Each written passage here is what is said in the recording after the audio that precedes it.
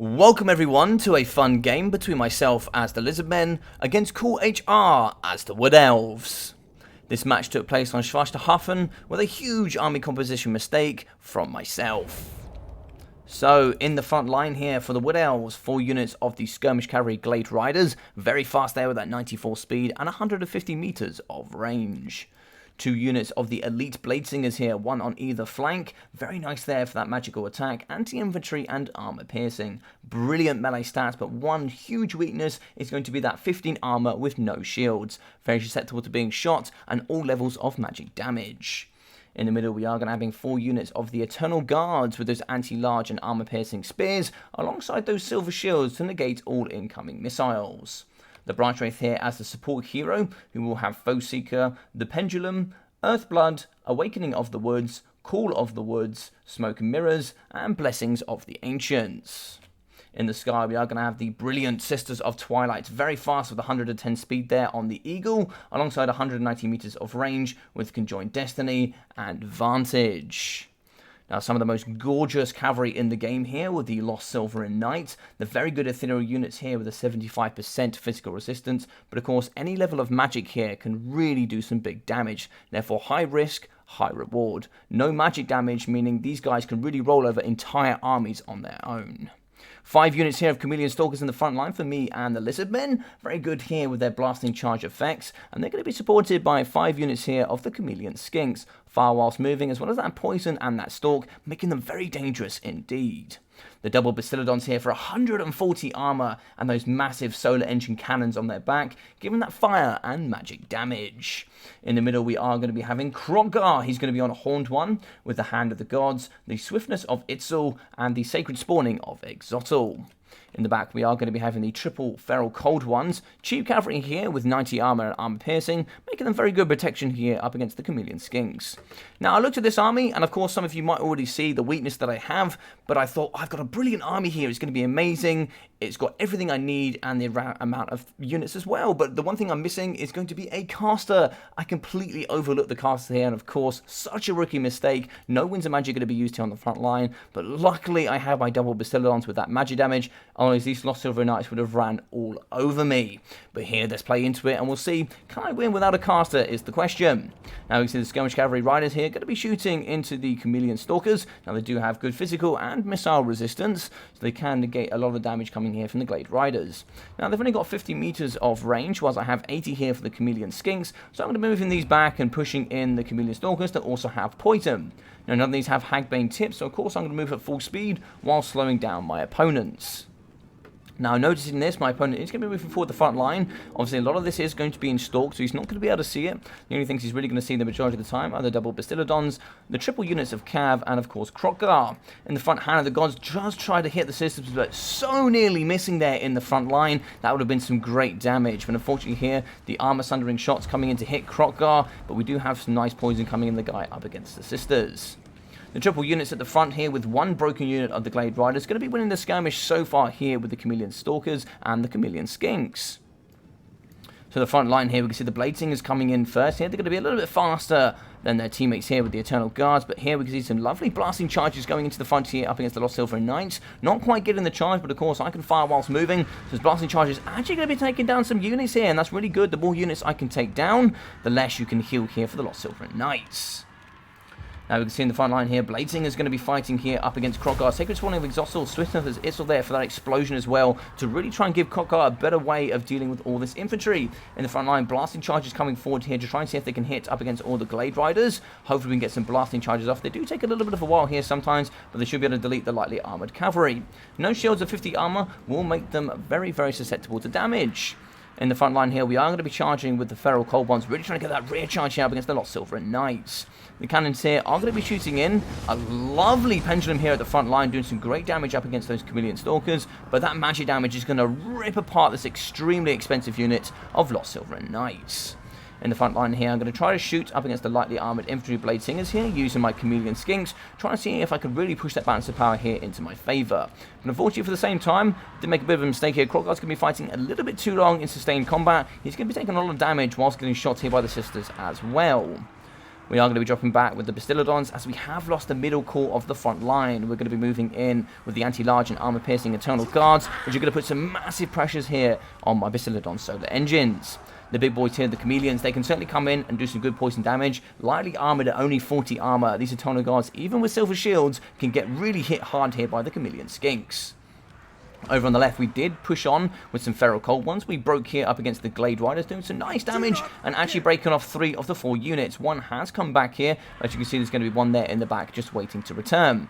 Big shots here in the front. The sisters are taking some damage here up against my double Bastiladons. They're going to be having some nice focus fire here on a beautiful Hand of the Gods here. Really smashing it into the flank of the Sisters of Twilight. Breaking her as well. That was a gorgeous second Hand of the Gods there. Connecting so well. As you can see, Bastiladon still trying to shoot. Nearly missing here up against the Sisters. In the front line here, we are going to be losing Feral Cold ones, but in the middle, we do actually have some of those Chameleon Stalkers fighting in melee combat. I'd like to see a drop here from the Stalkers from myself. Try and use a few more of those blasting charges to aid in the front line. In the middle here, we are going to be shooting up against the Lost Silver Knights. They're going to be down here to 10 models. Fighting here, the explosion coming in as well. That physical resistance from Krogar as he really tries to delete and pin in these Lost Silver Knights. Down to 7 models, so little health. We're going to be shooting in with the Skinks as well. And they are going to break. 6 models left. Absolutely no health in the front line. 5 models now at 85 health. Getting deleted very effectively here by the double Bastiladons. Back is going to be the Sisters of the Twilight. They're going to be shooting in the pocket, and Krogar is super weak. We can see here 606 health, still getting shot by the Sisters. They do get hit here by the Bastiladon, and they are going to break. It's a trade for trade here. Krogar is going to be using Cold-Blooded. That's going to put it down to 1 leadership, just keeping him online here in the middle. 324 health going to be keeping him alive, and the Sisters getting chased off here in the pocket. 268 for them, and the front line here is getting dealt with here by the Lizardmen. Skirmish fight, 40% missile resistance for the Chameleon Skinks is going to really aid them here fight up against the Glade Riders. They do actually shatter, so now these can now turn and burn. Nice big Bastiladon shots here up against the Skirmish Cavalry. They do have 94 speed and very good at traversing around the battlefield. We can see some of the Feral Cold ones are going to return to the battlefield, and it looks like they're going to have some pressure here on the Blade Singers, just trying to buy as much time here for the front line as possible. Stalkers as well as Skinks, unfortunately, going to be fighting the front line up against Eternal Guards. I probably wouldn't have that by myself, but of course, massive amounts of micro here means I will be lacking in some places. Now, a nice conjoined Destiny coming out of the Sisters here, can allow them heal up to 2,100 health. She does take a massive cannon shot to the face, down to 1.7 now. But of course, Krogar is going to be in the back, and he's going to be exceptionally weak, 320 health. What I actually do is I very sneakily pop him in a little bit of trees here in the back, so he's going to be nice and hidden. And of course, here you will have to come out and try and find him. 2 units of the Chameleon Stalkers, and a waving unit of the Feral Cold ones going to be running away here from the Eternal Guards. A charge in the back here coming from my Feral Cold ones, with hopefully some nice shots here for the Chameleon Skinks to help finish off. And look at that, great charge from a unit, only costing 450 gold here. Very nice work indeed. In the front, we have all of my Chameleon Skinks shooting here up against the Sisters with some great movement here from Cool. Cool is going to be moving back and forward, trying to get those spread shots here into the Chameleon Stalkers. Nice armor sundering shot coming down up against the Stalkers in the front.